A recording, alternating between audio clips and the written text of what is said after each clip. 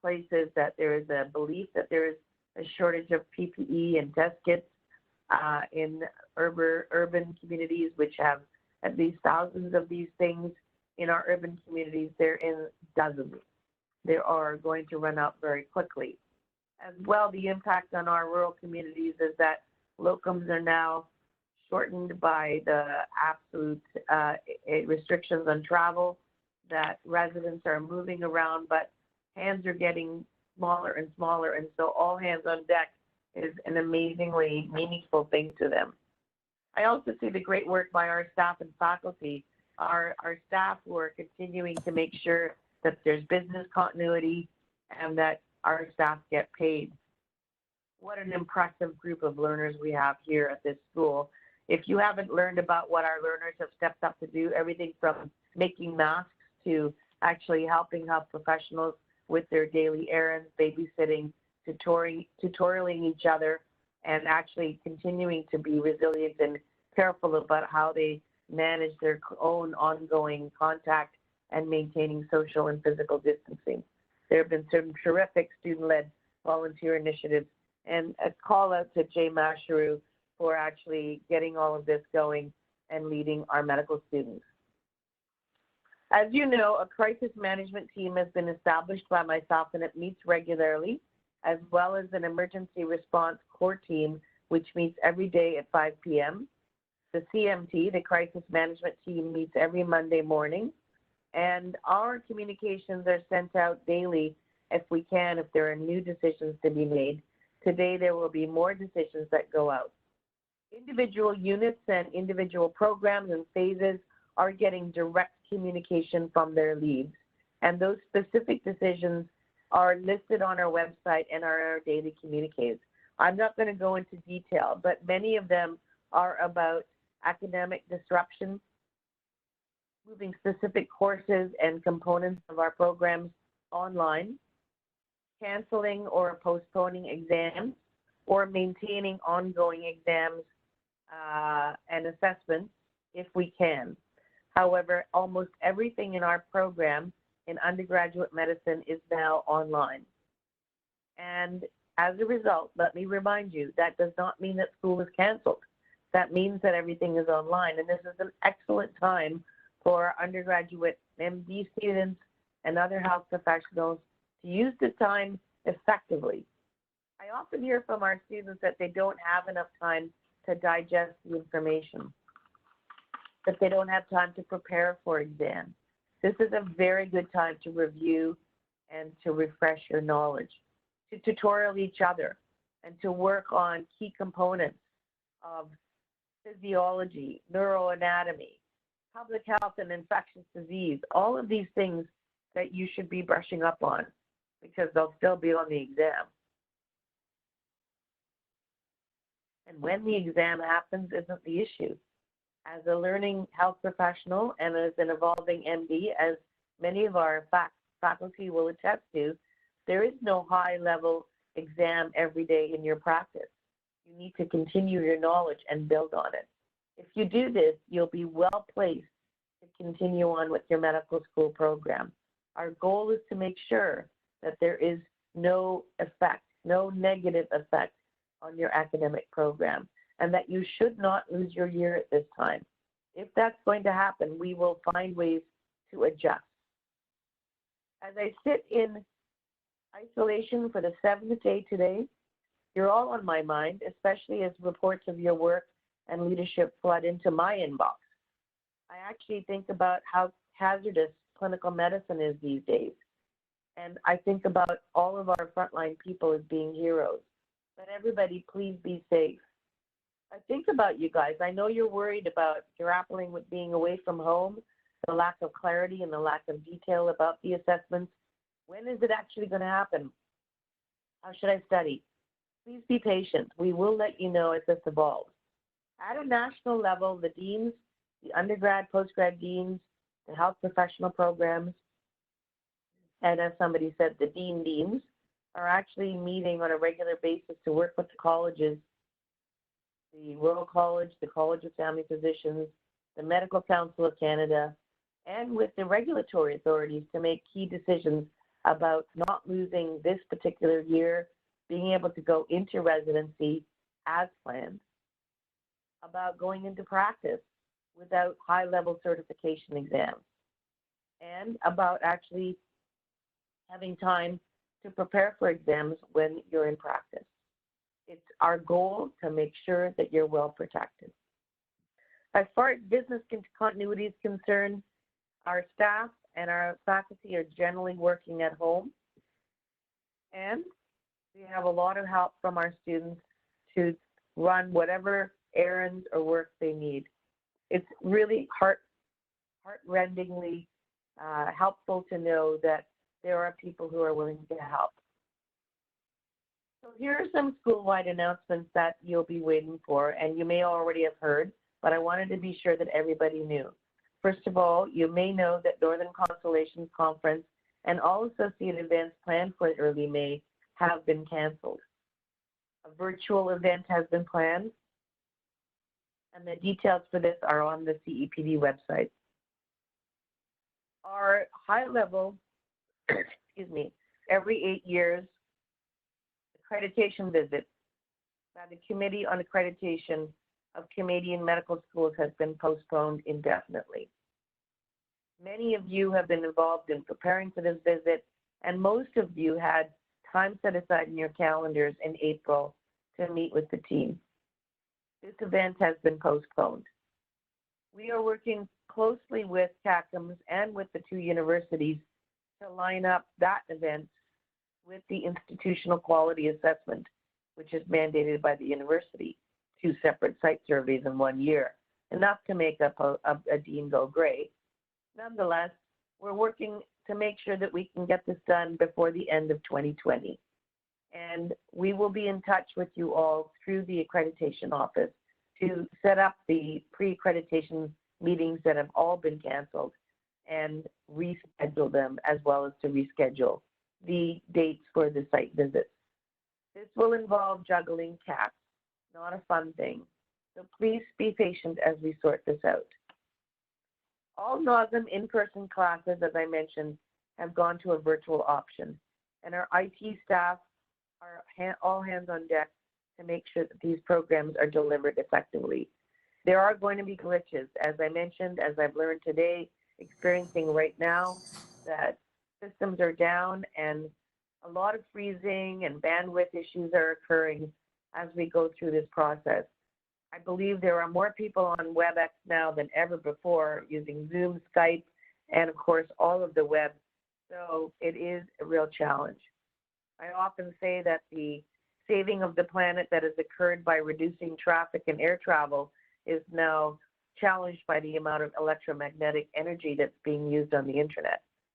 Nonetheless, all our courses are going to the web-based system, and details for your courses are on the website. There are so many that I don't want to go into detail, but you should be checking your programs, undergrad, postgrad, and health science programs, as well as faculty should be checking to make sure that their courses are addressed. We are keeping everything up to date on the website. As I said, we're trying not to inundate your inbox, so there is a daily communique. Please check there first. However, if we're missing something and we're not clear, please let me know through the email address communications@nosm.ca. Finally, I would like to just say to you all, I'm so impressed. You're incredible people, and the fact that you're able to actually get through this time and maintain some continuity, but also actually a really great sense of humor. I get a lot of jokes of the day in my inbox. Thank you so much. Keep them coming. I'm going to turn over this webinar now to Dr. Kathy Chervin. Dr. Chervin is the Vice Dean Academic and will be giving you specific updates on decisions that have been made in undergraduate medicine by phase and in postgraduate medicine. Thank you, Dr. Chervin. Thank you very much, Dr. Verma, and thank you all for signing into this webinar. And I want to say that our thanks and our hearts go out to all of you, and particularly clinicians and residents who are working on the front lines. And to the students, I want to say that we're thinking of you, we care deeply about you, and we will work hard to do the best we can to ensure that your academics continue. I'm going to go through each of the programs, starting with undergrad, postgrad, and CEPD, and then offer the associate deans who are on the call a chance to comment as well. So bear with me, and as Dr. Verma has said, their details are on the website, and we're working hard to keep our communication streamlined and accurate. We are not perfect, and we welcome feedback in any way that we can improve our communication. So, as Dr. Verma said, the MD program is continuing. It's moved online, and we are supporting and creating curriculum for all phases. I'm going to start with the students who are in phase 3 right now. These are our graduating students who will become residents in July. Their clinical activity ceased as of March 20th, and the academic sessions are online, and this block ends April 3rd. The MCC Part 1, which they would have written in May, is postponed. This is not a requirement to start residency. So this group of graduating students who have all matched to residency programs should be able to start their residencies as planned. There is usually a boot camp for the MCC Part 1 that will be created online and recorded so that students will be able to watch the videos and prepare once they know when they're writing their exams.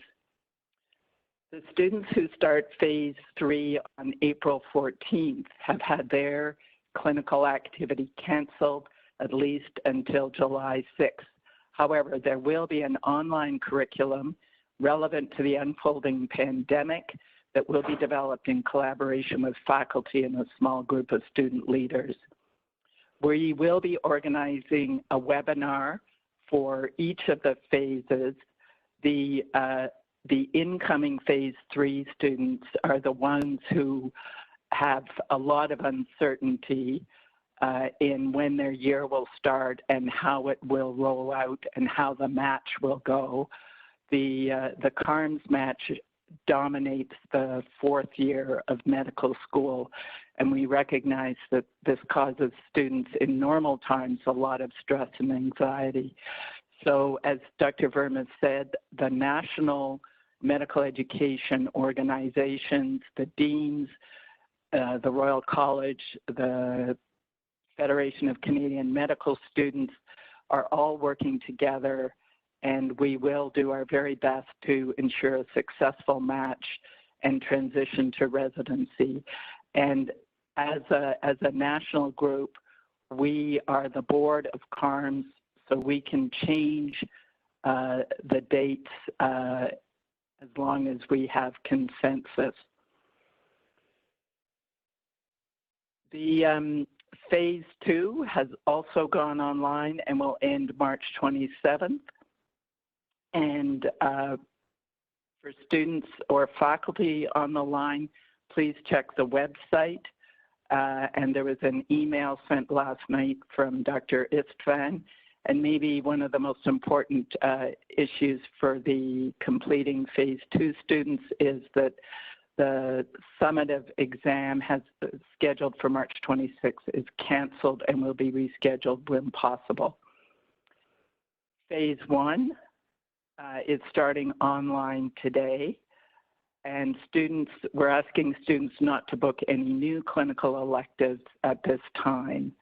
And later today, there will be a meeting about 106 and a communique about the decisions and details as to how 106 will unfold later will come on Tuesday. Before I just ask Dr. Ross if he wants to add any comments, I'm just going to say that We're living in the middle of history. For the medical students, this will change your future practice, and I hope you will be able to learn, reflect, and contribute to healthcare, public health, and the improvement of health equity in the future. Okay, I'm just going to stop. Got an echo now. Dr. Ross, do you want to add anything to what I've said? Thank you, Dr. Chervin. I've not got much to add, but I would like to thank everyone for their amazing efforts to get us online, and to our technologists and to our students as well for the many encouraging emails that I receive. So that's very good. There have been now 3 meetings of the Ontario Associate Deans in the last week. And we're thinking about what happens after this epidemic is over and you're all back at school. So as Dr. Chervin said, what we're trying to do is to push for national standards. So I'm getting a lot of emails about, how am I going to get electives and how are we going to do this and what happens if the year's truncated, as it's probably going to be. We don't have great answers, but we're working very hard to make sure that no NOSM students get highly disadvantaged in this. So kind of rest assured that that's been worked on. There is a future, and it will be a good one.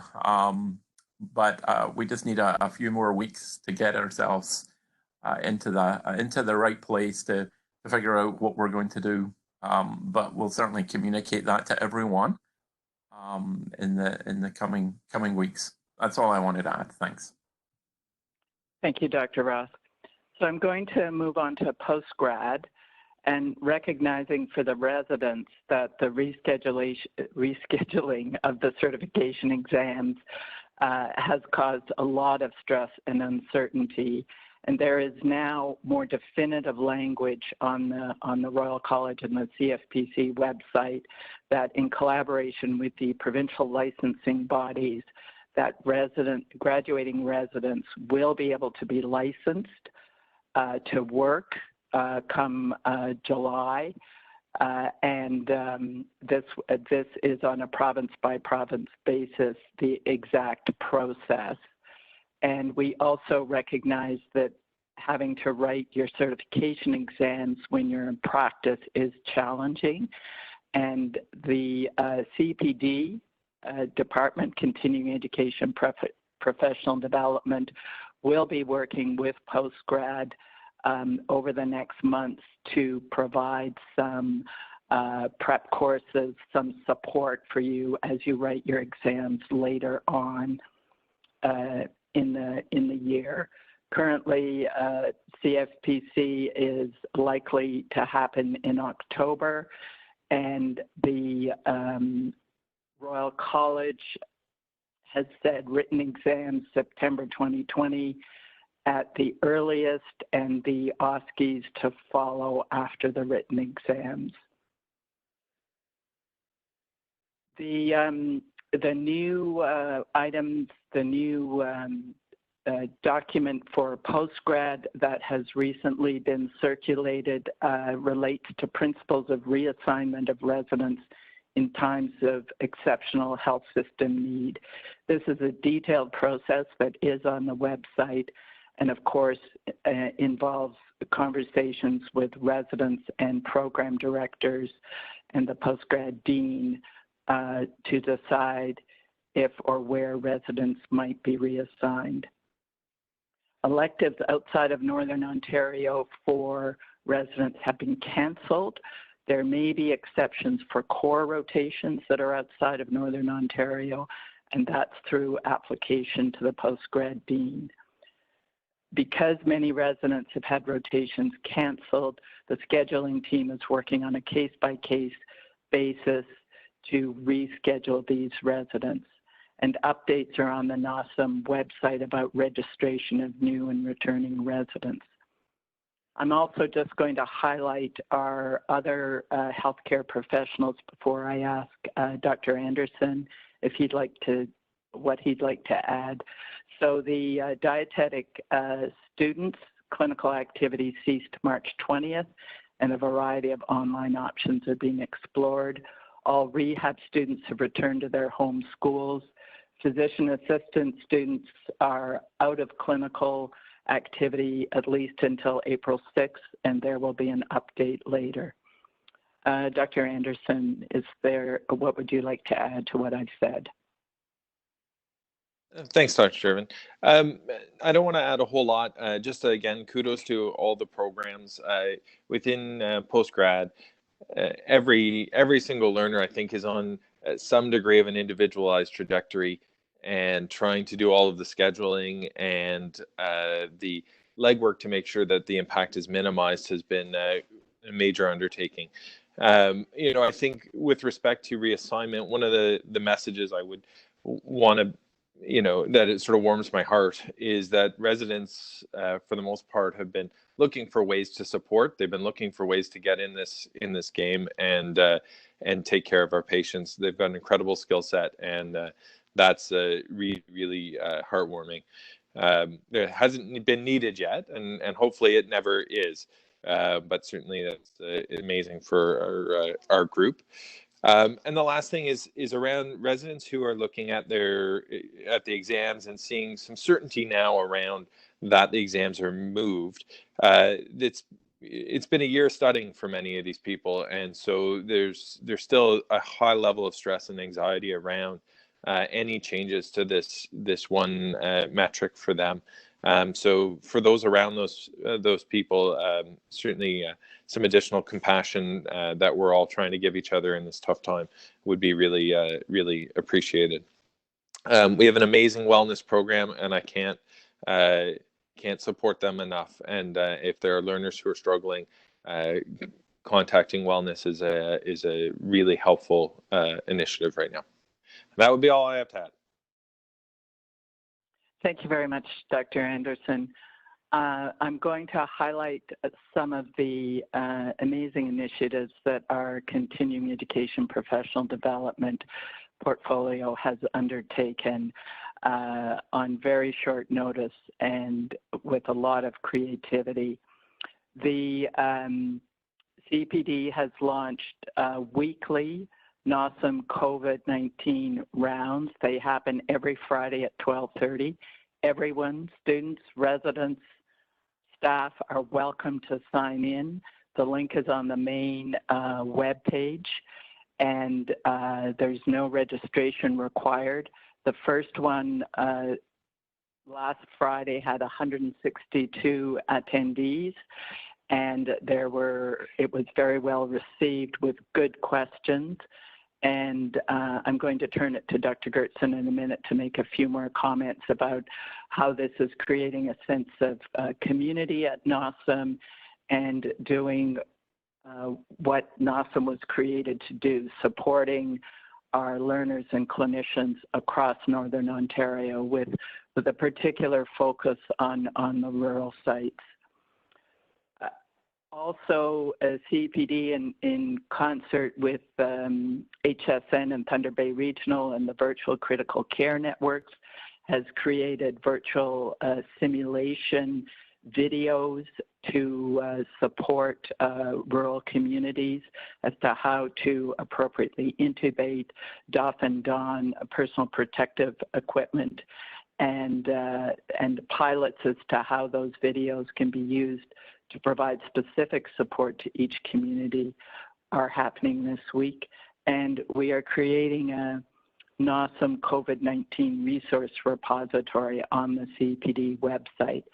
And just before I turn it to Dr. Gertson, I'm going to also mention that our admissions portfolio has created an online multi-mini interview strategy for the interviews that would have happened in Sudbury, which is, again, an amazing innovation in a very short time.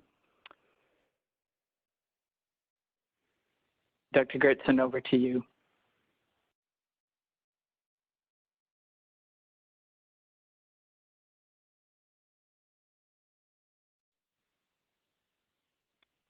maybe Dr. Gertson isn't on the line. I know he is juggling many balls in the air.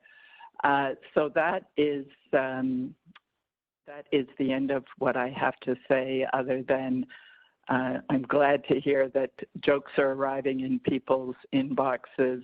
It's important to keep our sense of humor and to remember that there is still love and beauty in the world. And I hope you find a little of each every day. Back to you, Dr. Verma. Thank you, Dr. Chervin. And I have to say, it's hard not to call out people and then feel like you've missed others, but our education programs, guys, are making incredible efforts here. Brian Ross and his team, Zach, Peter, Lee, astounding daily attention to your needs. And I know that some of you are really anxious, wondering how to study, how to prepare. Listen, just pace yourselves, reread stuff, learn as much as you can right now about public health and infectious disease and COVID-19. It's all going to be standing you in good stead. And don't worry about the exams as much as it is just to really keep yourself and your knowledge base intact. Support each other in undergrad and in postgrad. And in our health professions programs, know that you're valued. Incredible faculty in postgrad. And, Rob and Jennifer, again, I should have mentioned in undergrad, John and Jeff. Really amazing work by Learner Affairs and Resident Affairs, Jason, Kate, Sherry, and of course, Johnny. Just, using first names, you know who you are. Kathy, thank you so much for your leadership. These are going to be difficult times, guys, educationally. I can predict that for our academic programs, there are going to be some really tough decisions that have to be made in the next month. But we know them. But still send in your questions, okay? Send them in. Let me know. Let Dr. Ross know. Let Dr. Chervin know. Let your phase directors know. We want to know how we can best deal with things. One or two of the students have really disabling levels of fear and anxiety, and we want to help you. So let's work through it together. Now, for our staff and our faculty, really not much to say to the faculty other than to the clinical faculty in particular, but our Unit 1 faculty continue to work. Our research faculty and our researchers continue to do their jobs. There are risks with ongoing research, but there are good news that most of the deadlines for applications for grants have been delayed somewhat or postponed. A lot of that information is available on the individual granting agencies' websites. But thank you to our Unit 1 faculty, our other faculty, as well as our clinical faculty for continuing to do their work online. We're very, very closely in touch with Sarah Newberry, who's our Assistant Dean of Physician Workforce, and well aware of the impact of all of this on our clinical faculty. So really very impressed with the work that everyone's doing.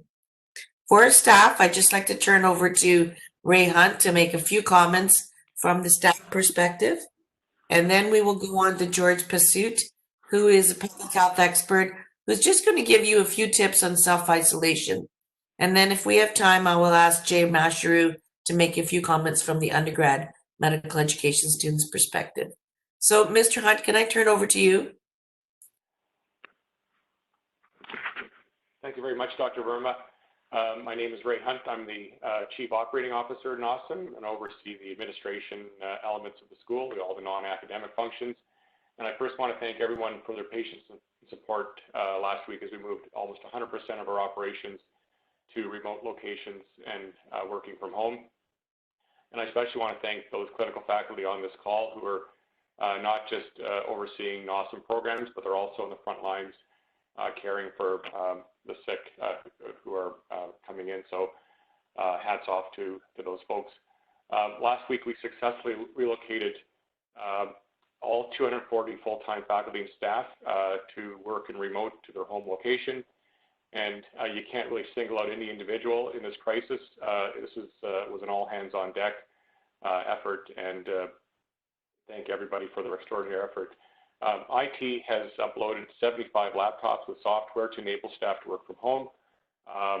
We have several positions across the school that required additional equipment at their home, such as monitors and printers, in order to do their jobs off-site, which IT staff delivered and set up and or arranged for pickup. As far as presence on-site, we do have administration staff on-site every day. Some are on rotational schedules. These are necessary to keep systems running while everyone is at home. And for example, IT staff are required to be on site to maintain servers and firewall. There's also ongoing maintenance system checks that are only possible on site. Finance staff are taking turns to come in to process paper-based transactions. And yes, believe it or not, in 2020, we still process some financial transactions through paper. There's always 2 staff on site, so just for safety and security reasons. And we've ensured that the schedules were done in that fashion. For now, mail is getting picked up and distributed. In some cases, we have lab equipment, IT equipment that's been ordered. It's still coming in. It's expensive and needs to be signed for and delivered and not left in a main mail room. We have renovations that are actually happening in the East Campus, including the dry lab. And so Charlie Armstrong has graciously offered to come in every day. He's our maintenance coordinator. And payroll was successfully transferred off-site and is now being processed online. People should not see a delay in receiving pay. And in order to separate work from home, and this is our new norm, it's important to create a place in your home that is designated workspace and establish a routine in your new work environment. But of course, most importantly, taking time to look after your health is the most important. If there are any questions that you have with your experience in moving to a remote location, please contact hr@nosm.ca, and you can also contact communications@nosm.ca. Any questions coming in to either of those email addresses will get actioned and responded to in the same day.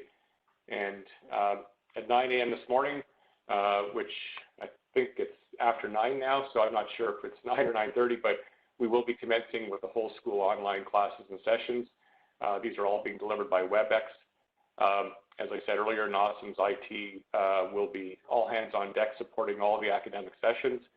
I want to assure you that our system has the capacity to handle the increased volume, and we have an enormous amount of confidence in the system. However, having said that, we are in the hands of internet service providers and systems that are outside of our domain. And just for instance, this morning we had a 7:30 meeting on WebEx, and Sudbury Eastlink went down right in the middle of our meeting. It's obviously back up because I'm on this call, but just to say that the system right now is maxed out, and we'll do whatever we can to maintain services.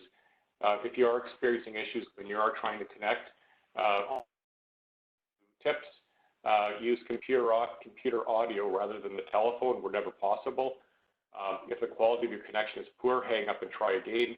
If you have multi-devices on your Wi-Fi at home, disconnect your phone Wi-Fi if you're using your laptop to sign into a session. And if you continue to experience any issues, please email helpdesk@nosm.ca. We have about almost a dozen staff today just ready to support all the academic sessions. And finally, so NOSM is not closed, as Dr. Verma mentioned, and so you may need to access the buildings. And this is, I guess I'm talking to full-time faculty and staff. Most of our buildings are locked. You'll need your access cards to gain access to the building. And if you are working alone, if you do happen to come in for whatever reason, you notice that your car is the only vehicle in the parking lot, you may want to contact campus security just to let them know that you're working alone in the building and the time frame that you'll be there.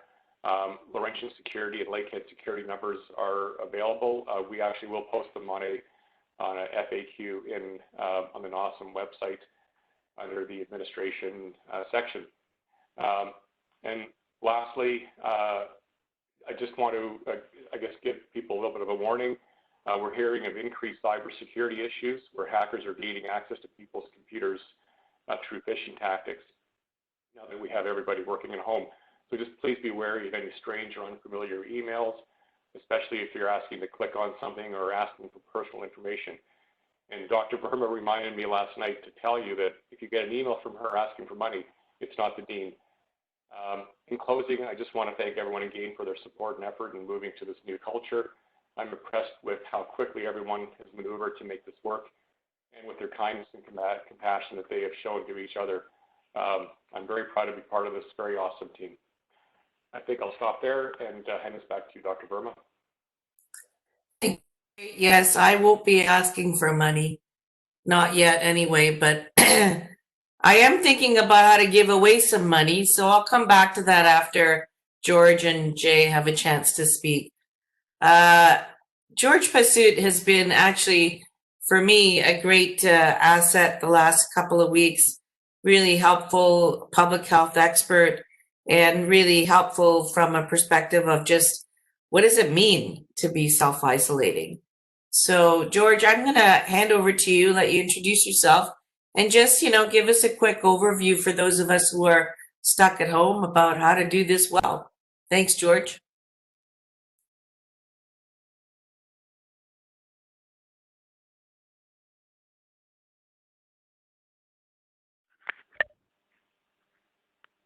Dr. Pasut, you might be on mute.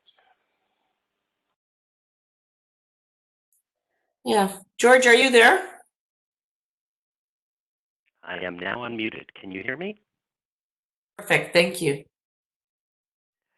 Good morning to all learners, staff, and faculty, and thank you, Dr. Verma, for your kind introduction. I have spent my entire career in public health, working as a local medical officer of health, as the Ontario's Chief Medical Officer of Health, and in a leadership role at Public Health Ontario.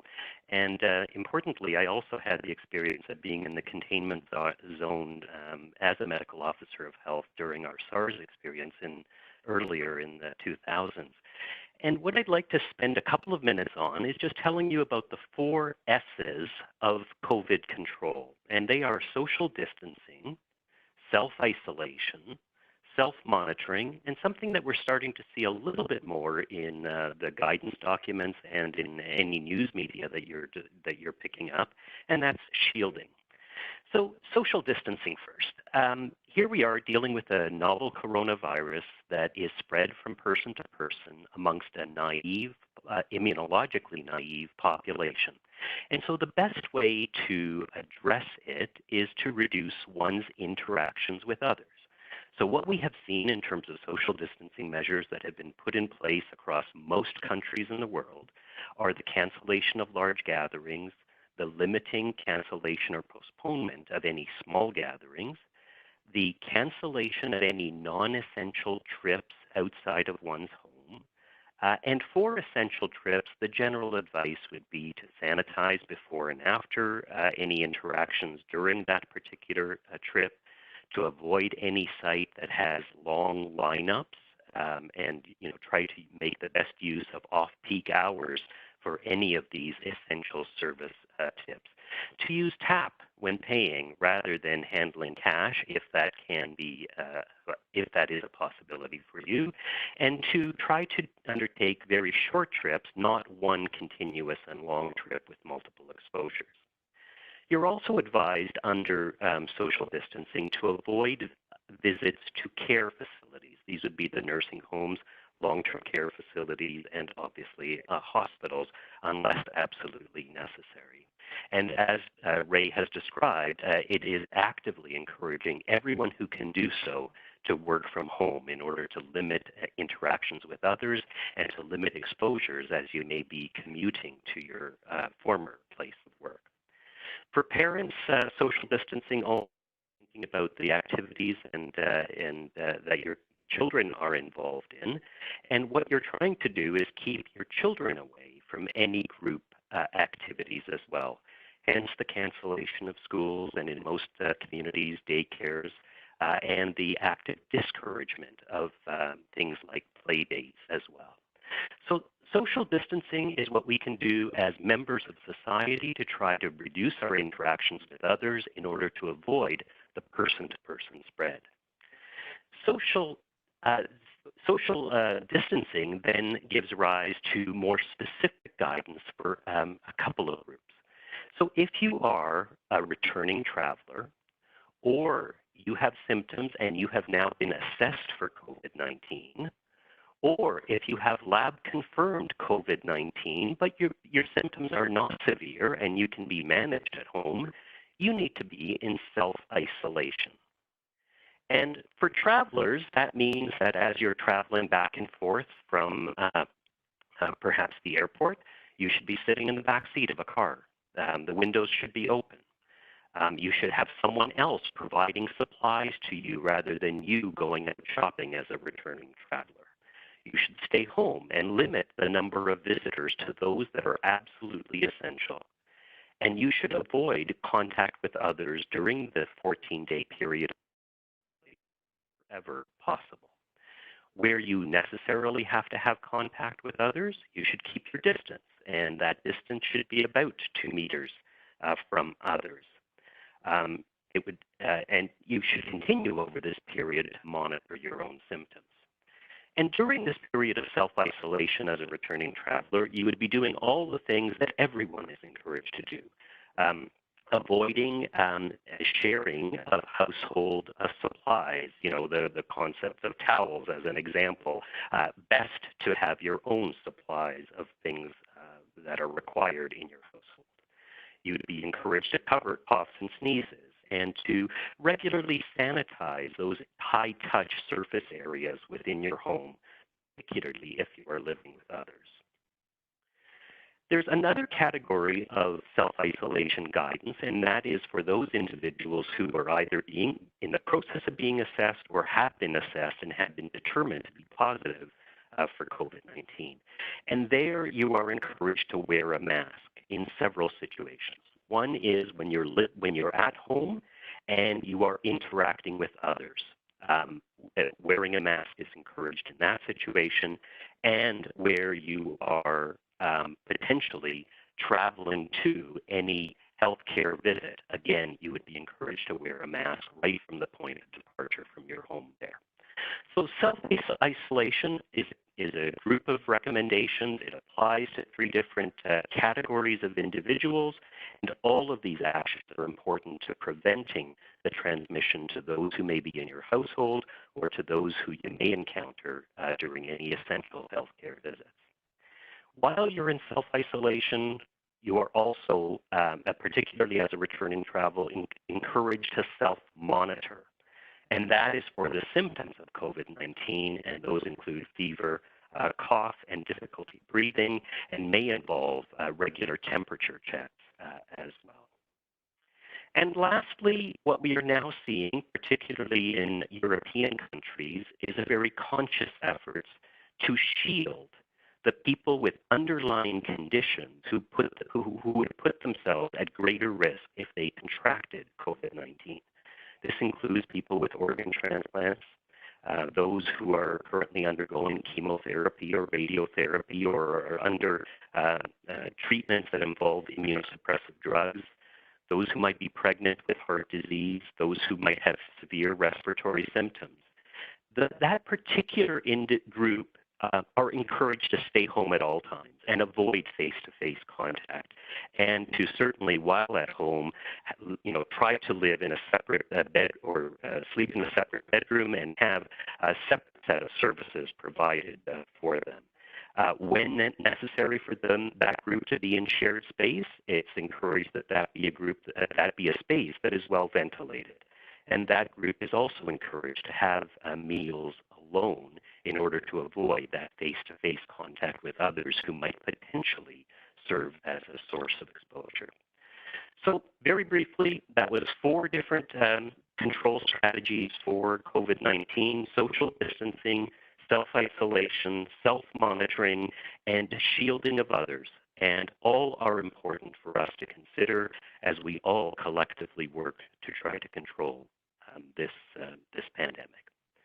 Thank you, Dr. Verma, for the opportunity to share these few thoughts, and I turn things back over to you.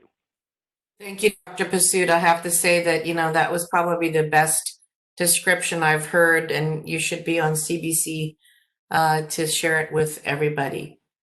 I'm really impressed with our students, but I wanted to just have a chance. Jay, did you have anything to add? Jay Mashru is the president of our Medical Student Society. Jay, any comments from the student perspective?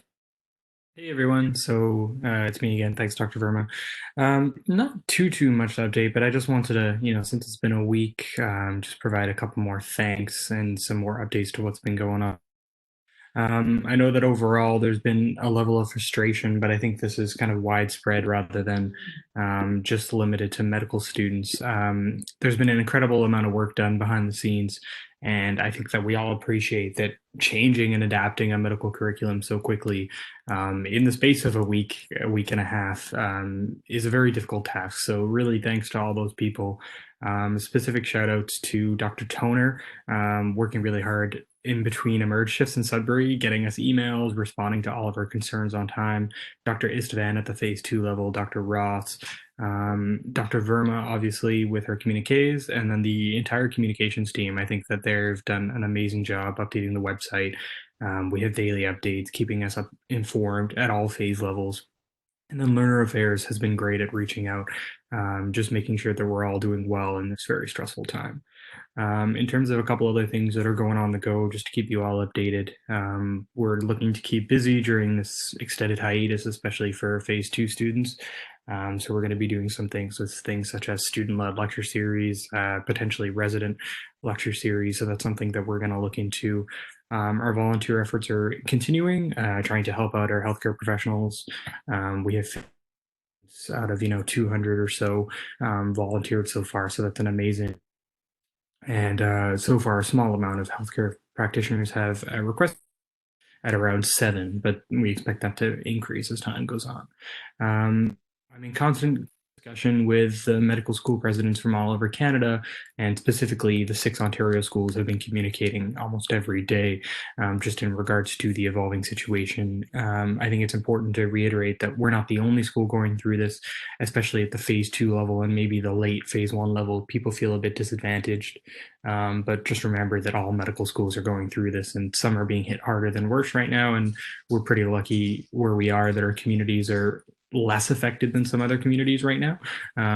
So let's just kind of go through this together. We'll ride this out, and we'll see on the other side that we'll also be physicians, and I don't think it'll change a whole lot in the long run. But yeah, just if you have any questions or concerns, you can always bring them to me, and any ideas on how to keep us busy during this hiatus, bring them to me and I'll make sure that they get done. We've got a little bit of funds through the NOSM Student Council that obviously won't be utilized because of things like the travel fund and conference fees for some stuff. So we don't have a whole lot of money, but we have a little bit of money here and there should people want to start some initiatives that require some funds. So reach out to us for that, and take care, everyone.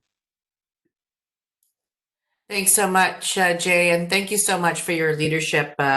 Again, awesome kind of connection that's happened here. I wouldn't have wished this on myself, but a chance to connect with students has been a wonderful, positive outcome from this whole situation for me. And students should feel, and residents and faculty and staff should feel free to connect with me about this. I'm available to you 24/7, and my job is to make sure that you guys are well taken care of. Few things then, in my discombobulation about getting online this morning, I neglected to make the usual land acknowledgement. I think it's important for us to continue with that tradition and with that important announcement. So just be aware that I am conscious that this is not our land, and that we are, communicating on the traditional airwaves, one would say, Indigenous people. And indeed, the Indigenous health issues are top of mind, particularly as we are conscious of not spreading COVID-19 into that most vulnerable population of our First Nations reserves, as well as to our rural communities.